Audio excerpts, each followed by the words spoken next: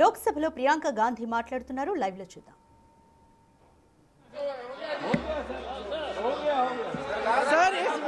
Sir इस विधेयक द्वारा केंद्र का नियंत्रण बढ़ाया जा रहा है और जिम्मेदारी घटाई जा रही है।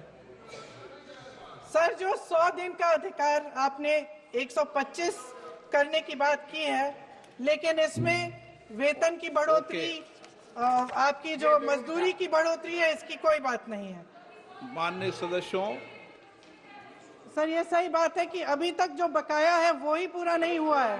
माननीय सदस्य गणों, मैं आपसे सर आखिरी बात ये है सर कि हर योजना का नाम बदलने की जो सनक है ये समझ में नहीं आती है। सर जब ये किया जाता है तो सरकार केंद्र को पैसे खर्चने पड़ते हैं। माननीय सदस्यों, मैं आपसे आग्रह करता हूं, ये सर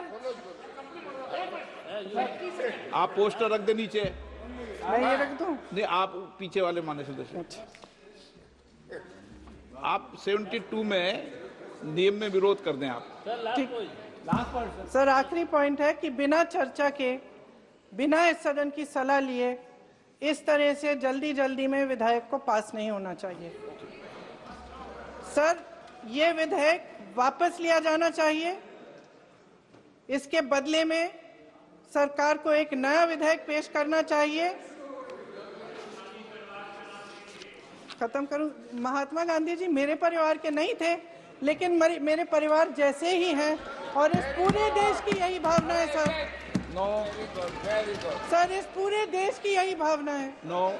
माननीय सर आखिरी बात यह है कि गहन जांच पड़ताल और व्यापक चर्चा के लिए इसे कम से कम स्थायी समिति के पास भेजा जाना चाहिए और कोई विधायक किसी की निजी महत्वाकांक्षा, सनक और पूर्वाग्रहों के आधार पर न तो पेश होना चाहिए और न ही पास होना चाहिए। धन्यवाद। माननीय सदस्यगण, मैं किसी भी माननीय सदस्य को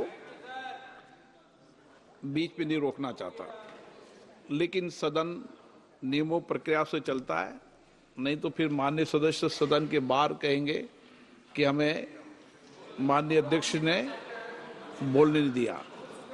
सदन नियम प्रक्रियाओं से चलता है और नियम 72 सब माननीय सदस्यों ने पढ़ रखे हैं। इसलिए मैं सभी माननीय सदस्यों से आग्रह करूंगा कि मैं सबको मौका दूंगा, लेकिन नियम 72 के अंतर्गत विषयों पर ही अपनी बात को फोकस रखें। जब इस पर डिटेल चर्चा होगी तो आप अपनी विस्तृत चर्चा उस विषय पर कर सकते हैं। Shri Shaukat Rai ji. Sir, under Rule 72(1), I oppose the introduction of the Vikshit Bharat Guarantee for Rozgar and Ajivika Mission.